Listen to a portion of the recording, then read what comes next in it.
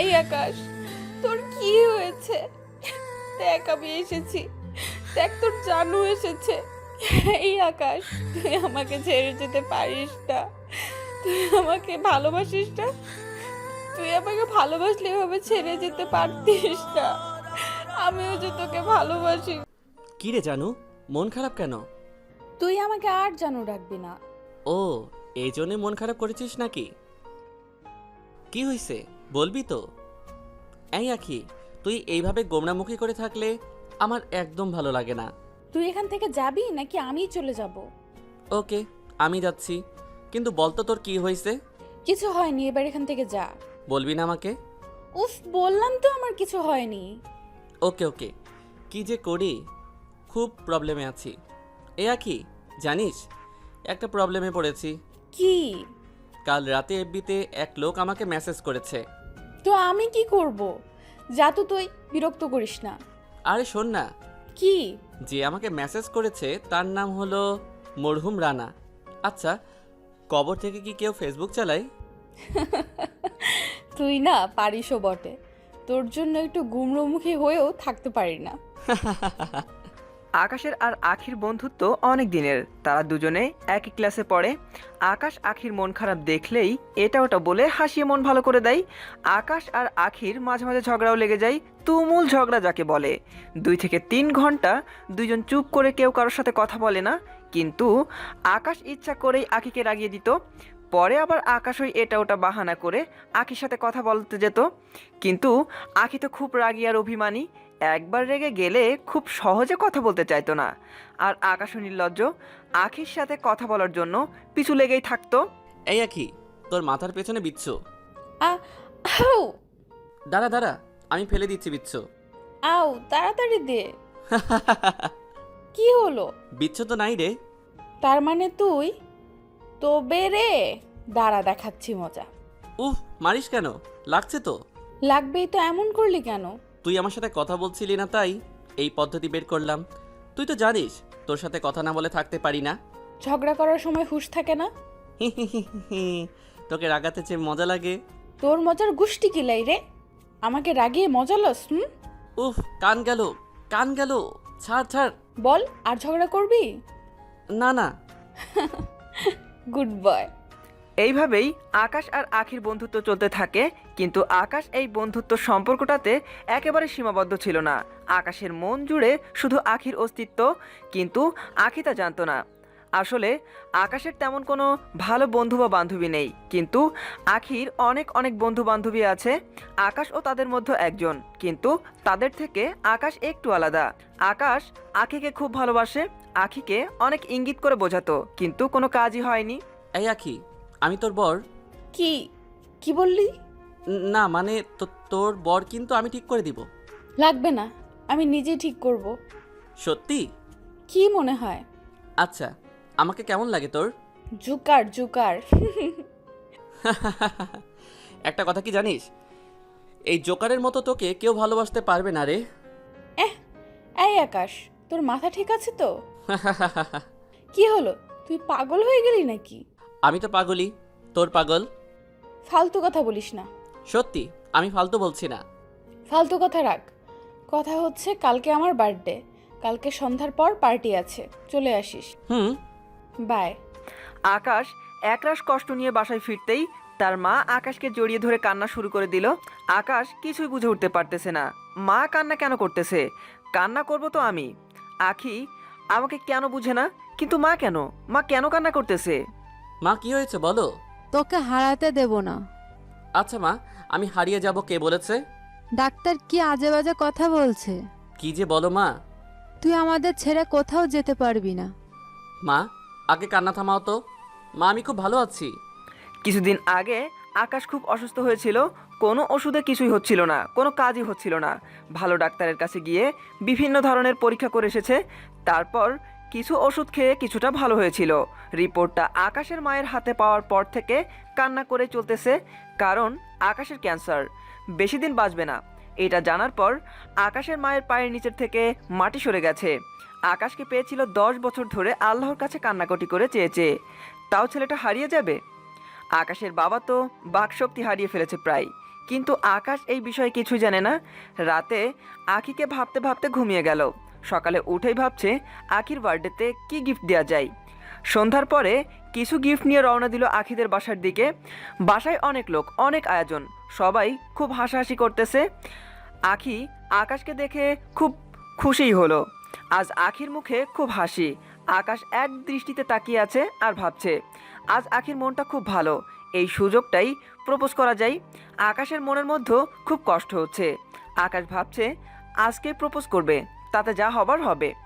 এই আখি, কি? I love you. তুই আসলেই পাগল হয়ে গেছিস। হ্যাঁ হ্যাঁ, আমি পাগল। আসতে বল, সবাই শুনছে তো। আমি তোকে ভালোবাসি, এটা সবাইকে জানাতে চাই। আই লাভ ইউ আখি। একটা থাপ্পড় দিয়ে চলে গেল আখি। আকাশ খুব কষ্ট নিয়ে বাসায় চলে আসলো। হঠাৎ শুনতে পেল তার মা বাবা কি যেন বলে কান্না করতেছে। একটু ভালো করে শোনার জন্য এগিয়ে যেতেই যা শুনলো, আকাশ নিজেই ভাবছে আমি আর বেশি দিন বাঁচব না। ভাবতেই দু চোখ জলে ভরে যায়। আকাশ আজ বুঝতে পারলো সেদিনের কান্নার কারণ। আকাশ তবুও খুব হাসি খুশি থাকে, ভাবে যে ওর কিছুই হয়নি। পরের দিন কলেজে গিয়ে আখি ভালোই হাসাহাসি করতেছে। আকাশ সারা রাত কান্না করে চোখ ফুলিয়ে ফেলেছে। আখি আকাশকে দেখে ডাক দিল। কি রে, তোর একই অবস্থা? কি হয়েছে? আর সরি কালকের জন্য। দেখ, আমি তোকে মারতে চাইনি, কিন্তু খুব রাগ হয়েছিল তাই তো। হুম। আচ্ছা, তোর চোখ ফুলেছে কেন? কান্না করেছিস? সত্যি আমার চোখ খুলেছে। হুম, খুব। আর বলিস না, কালকে চোখে কি যেন ঢুকেছিল, চোখ ডলেছিলাম তো তাই ফুলেছে। ও আচ্ছা বললি না তো আমার দেওয়া গিফটটা কেমন? সত্যিই তুলনা হয় না, সব থেকে সেরা গিফট। থ্যাঙ্কস। ওয়েলকাম। কিছুদিন এইভাবেই যাচ্ছিল। আখি কিছু পরিবর্তন দেখতে পেল। আকাশ আর আগের মতো হাসে না, বেশি সময় একা একা বসে থাকে আর কেমন জানি শুকিয়ে যাচ্ছে। চোখের নিচে কেমন কালো দাগ পড়ে গেছে। আখিও খুব বিরক্ত হয়। আকাশ আর কেন আগের মতো ঝগড়া করে না, কেন আর আগের মতো কথা বলে না। আখিরও ভালো লাগার একমাত্র কারণ সেই আকাশই ছিল, কিন্তু বুঝতেই পারতো না। এখন ঠিক বুঝতে পেরেছে আকাশ তার মনে কতখানি জায়গা জুড়ে আছে। একদিন বলে ফেলল, কি রে আকাশ, তুই এমন হয়ে যাচ্ছিস কেন? কেমন?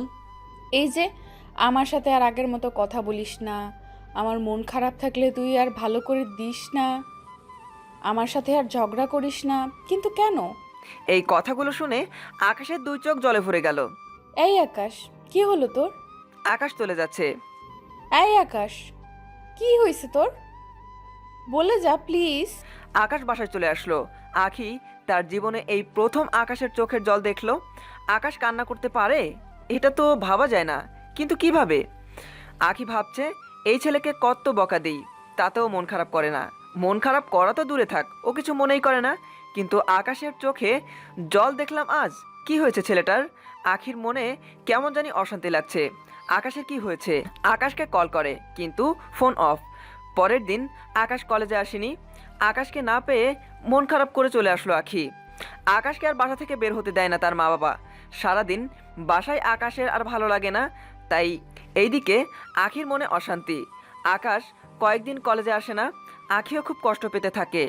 আকাশ এমন কেন? ফোনটাও অফ করে রেখেছে। এইভাবে কিছুদিন কেটে গেল। আখি আকাশের দেখা না পাওয়াতে প্রায় পাগলের মতো অবস্থা। আকাশের বাসার ঠিকানাও জানা নেই। আজ আখির পৃথিবীটা কেমন জানি অন্ধকার হয়ে আসছে। আখি নিজেও বুঝতে পারছে না তার এমন কেন লাগছে। আখি ভাবছে আকাশের জন্য আমার এমন কেন লাগছে, আমি কি আকাশকে ভালোবেসে ফেলেছি? এটা সেটা ভেবেই ঘুমিয়ে গেল আখি। সকালে ঘুম ভাঙলো কাকের ডাকে। রুমের সামনে কৃষ্ণচূড়া গাছের ডালে একটা বড় কাক কেমন জানি অদ্ভুতভাবে ডাকছে। চারপাশটা কেমন যেন নিস্তব্ধ। আখির কেমন জানি মনের মধ্যেও শূন্যতা বিরাজ করছে। আখি খুব চিন্তা করতে থাকে, আমার এমন লাগছে কেন, কয়েকদিন ধরে এমন কেন ফিল করতেছি, নাকি আকাশের কিছু হয়েছে? কথাটা ভাবতেই চোখের কোণে আপনা আপনি জল চলে আসলো। আখি আর থাকতে পারলো না। আকাশের বাসার ঠিকানা জোগাড় করে আকাশদের বাসায় গেল। বাসায় এত লোকজন কেন? এটা আকাশদের বাসা তো। এই যে ভাই, এটা কি আকাশদের বাসা? হুম, এত লোক কেন? ভেতরে গিয়ে দেখেন। আখি ভেতরে গিয়ে দেখলো সবাই নিশ্চুপ। আর একটু ভেতরে যেতেই দেখলো কাফনে জড়ানো একটা লাশ। দেখেই আখি চমকে উঠলো। কাছে গিয়ে কাফনটা মুখ থেকে সরাতেই আখি মাটিতে লুটিয়ে পড়ল। আখি আকাশকে ধরে কান্না শুরু করে দিল। এই আকাশ, তোর কি হয়েছে? দেখ আমি এসেছি, দেখ তোর জানু এসেছে। এই আকাশ, তুই আমাকে ছেড়ে যেতে পারিস না। তুই আমাকে ভালোবাসিস না? তুই আমাকে ভালোবাসলে এভাবে ছেড়ে যেতে পারতিস না। আমিও যে তোকে ভালোবাসি রে, আমি তোকে ছাড়া থাকতে পারবো না। আকাশের মা আখিকে সাথে করে আকাশের রুমে নিয়ে গেল। আকাশের একটা ডায়েরি দিল তার হাতে, তাতে লেখা ছিল, আমার প্রিয় আখি, আমি তোকে এতটাই ভালোবেসেছি যে তুই অন্য ছেলেদের সাথে কথা বললেই আমার খুব কষ্ট হতো। তুই আমাকে বুঝতিস না কেন? আমার মতো করে তোকে কেউ ভালোবাসতে পারবে না রে। জানিস আখি, আমি যদি জানতাম আমি বেশি দিন বাঁচব না, তাহলে তোকে আমার মনের কথা জানাতাম না। কি করব বল, খুব ছটফট করতেছিল মনটা, তাই বলেই দিলাম। আর তোর জবাব পেলাম মিষ্টি একটা থাপ্পড়। খুব মিষ্টি ছিল। আর তুই এই জোকারকে ক্ষমা করে দিস। আর শোন, না না, একদম কান্না করবি না। তুই তো জানিস তুই মন খারাপ করলেই আমি কষ্ট পাই, আর কান্না করলে তো আমি খুব খুব খুব কষ্ট পাই। ভালোভাবে লেখাপড়া করবি কেমন? আর ভালো থাকিস। ইতি, তোর জোকার। আখি সেদিন থেকে আর কারোর সাথে কথা বলি না। আখিও নিস্তব্ধ হয়ে গেছে। আখি এতটাই কষ্ট পেয়েছে যে তার ব্রেন অবধি পৌঁছে গেছে। মনের আবেগ অনুভূতি সব শেষ হয়ে গেছে। একটা অন্ধকার রুমের এক কোণে সব সময় বসে থাকে আর মাঝে মাঝে আকাশ বলে কান্নাকাটি করে। আখির অপূর্ণ ভালোবাসার জীবন এইভাবে চলতে থাকে।